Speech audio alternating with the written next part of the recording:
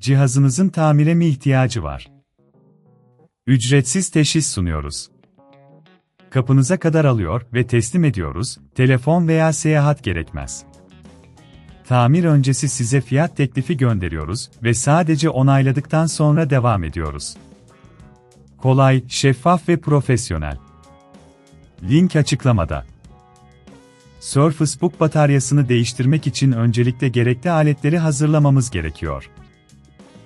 1T5 tori tornavidası, düz başlı tornavida, plastik spatula ve bir çift eldiven. O araçlar, işlem sırasında işimizi kolaylaştıracak. İlk adım olarak, cihazımızı kapatıyoruz ve tüm bağlantıları kesiyoruz. Güvenli bir işlem için çok önemli. Ardından, arka kapağı çıkarmak için plastik spatula kullanıyoruz. Dikkatli bir şekilde kenarları açarak kapağı çıkartıyoruz. Eğer bunun çok zor olduğunu düşünüyorsanız, evden alın ve teslimat hizmeti sunduğumuzu unutmayın.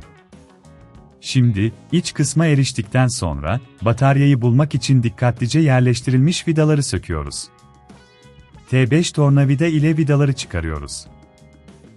Bataryayı yerinden çıkarmak için biraz kuvvet uygulamamız gerekebilir, bu noktada dikkatli olmalıyız. Bataryayı çıkardıktan sonra, yeni bataryamızı yerleştiriyoruz. Yine, yerleştirme sırasında dikkatli olmalı ve bağlantıları doğru şekilde yapmalıyız.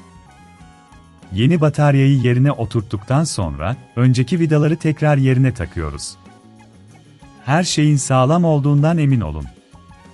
Şimdi, arka kapağı kapatıyoruz. Kapağı kapatırken, kenarların düzgün bir şekilde oturduğuna dikkat edelim. Son olarak, cihazımızı açıp bataryanın çalışıp çalışmadığını kontrol ediyoruz. Eğer her şey yolundaysa, Surface Book'unuz yeni bir nefes almış olacak. Tamir öncesi fiyat teklifi ile süreci daha da kolaylaştırıyoruz. Şimdi, yeni batarya ile cihazınızı kullanmaya başlayabilirsiniz. Cihazınızın tamire mi ihtiyacı var? Ücretsiz teşhis sunuyoruz. Kapınıza kadar alıyor ve teslim ediyoruz, telefon veya seyahat gerekmez. Tamir öncesi size fiyat teklifi gönderiyoruz ve sadece onayladıktan sonra devam ediyoruz. Kolay, şeffaf ve profesyonel.